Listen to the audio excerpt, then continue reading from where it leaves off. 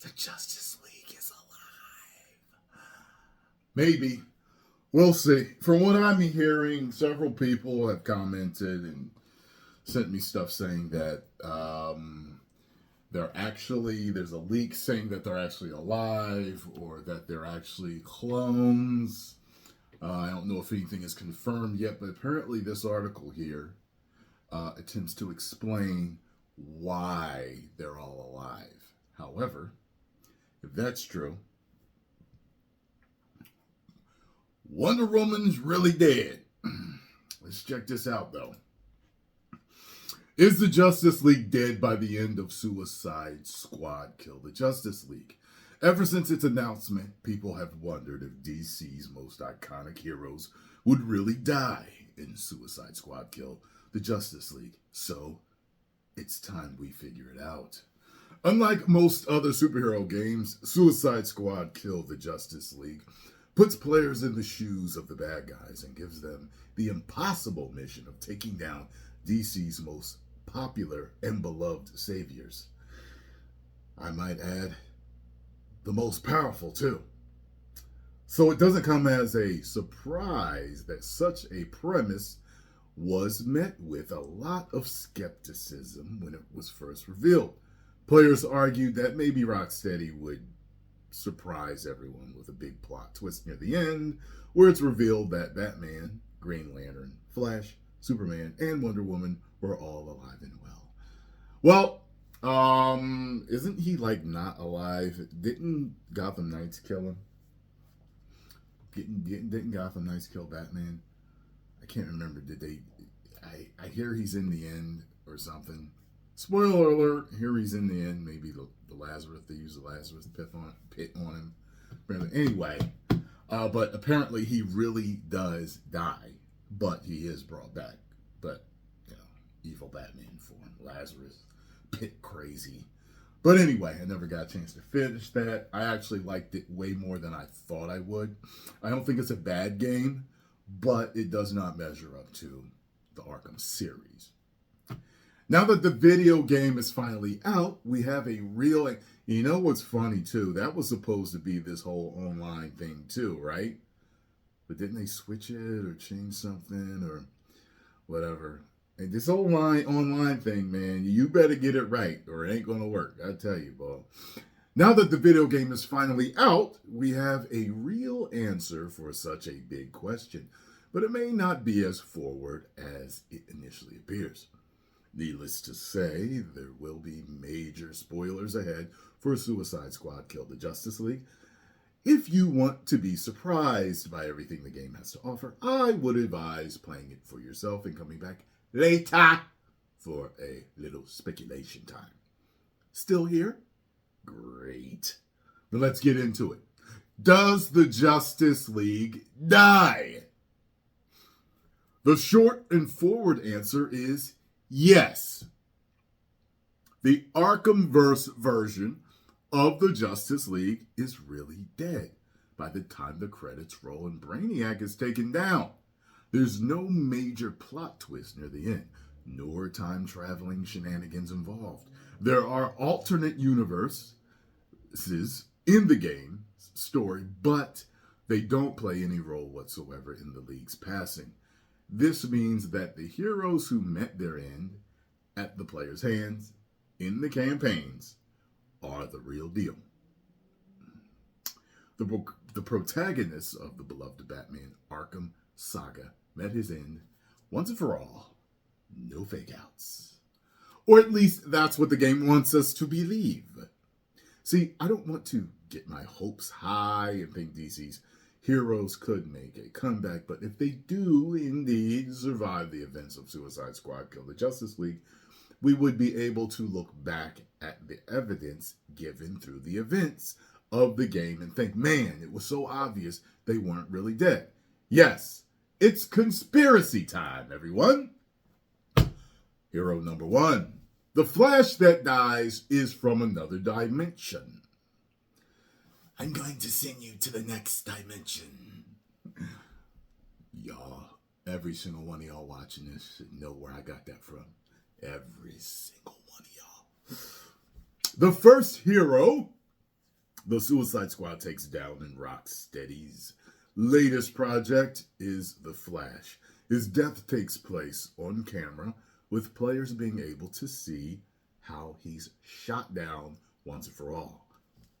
However, there's one minor detail that could hint this specific version of the fastest man alive is from another world, and that is, he has all 5 fingers on both hands. See, at the beginning of the game, Captain Boomerang cuts Barry's left thumb off with a boomerang.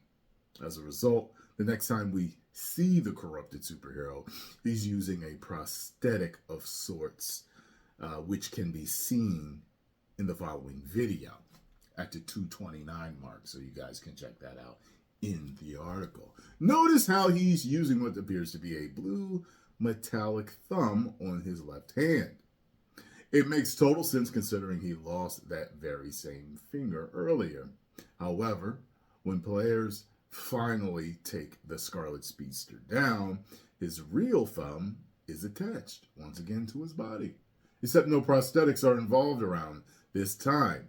You can take a look at his magically cured hand at the 47-second mark in the next video.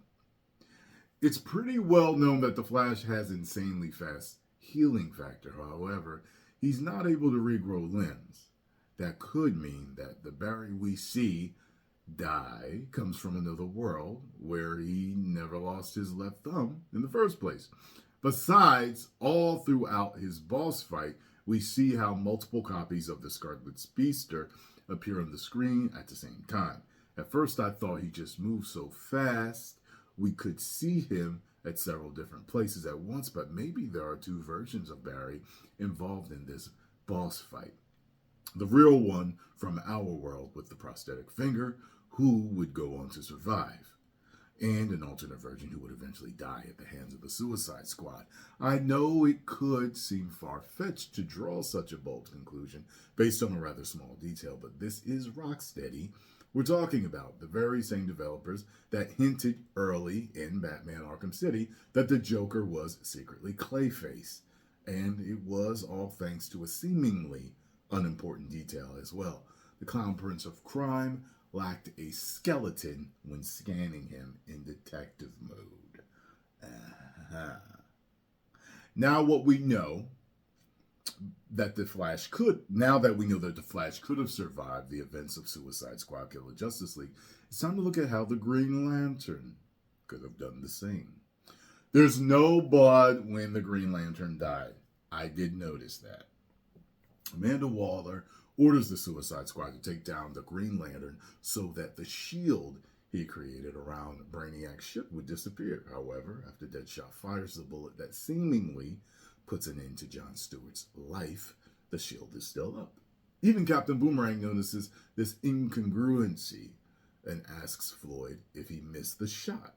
But there's also another interesting detail that hints at the Green Lantern is still alive. If you look closely, you'll see that there's no blood surrounding his head, even if he was shot right between the eyes. The only place where there's a splash of blood is below his hand, where King Shark cut off his finger. All of this can be seen at 4 minutes and 47 seconds in the next video. Now, I noticed that, and now that I'm thinking about it, okay, maybe there was an alternate version.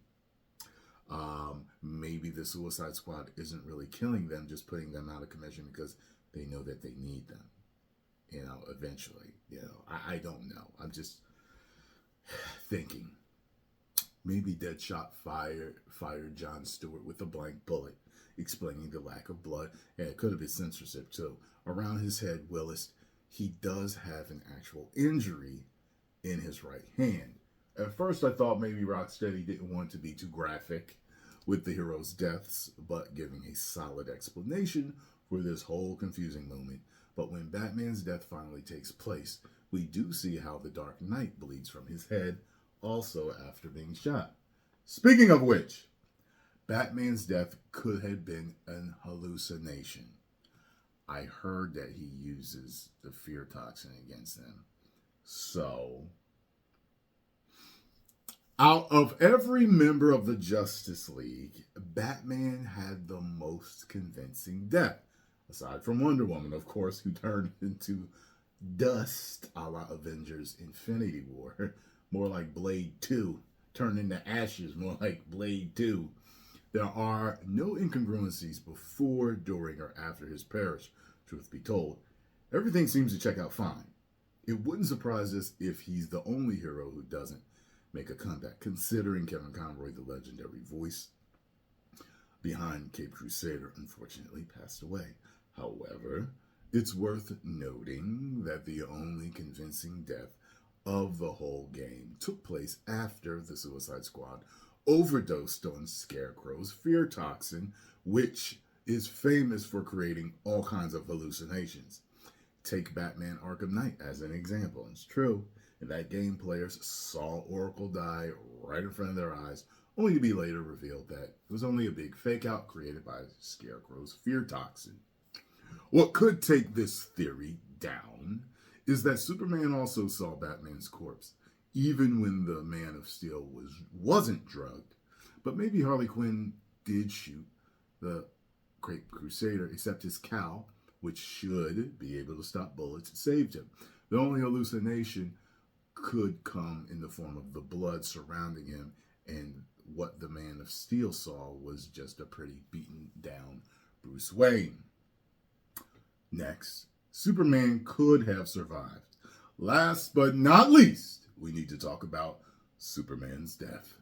Or rather, lack thereof. Yes, we do seem to see him plummet down and lay on the floor with lots of scars, but unlike Batman, who we saw bleeding after being shot in the head, there's nothing to indicate that Superman is gone for good. If the rest of the league does come back in post-launch seasons of Suicide Squad, kill the Justice League. The Man of Steel could easily return as well, with Rocksteady claiming he never died in the first place, and instead he was only heavily injured. Speaking of which, we can see how every hero's corpse is transported back to Brainiac's ship after they meet their apparent demise. And wouldn't you know it, but that's the place where Superman goes to be stabilized after being stabbed with a giant piece of kryptonite by Wonder Woman at an earlier point in the game.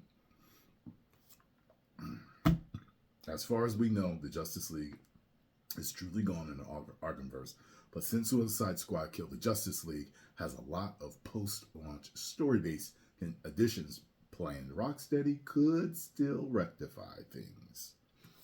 So there you have it, folks. What do you think? I do think that they made some good points. I do think that they made some great points here. They would be smart to bring them back. They would be very smart to bring them back. Because from what I hear, their numbers ain't doing too well, and most fans do not like the game, story or gameplay for the most part.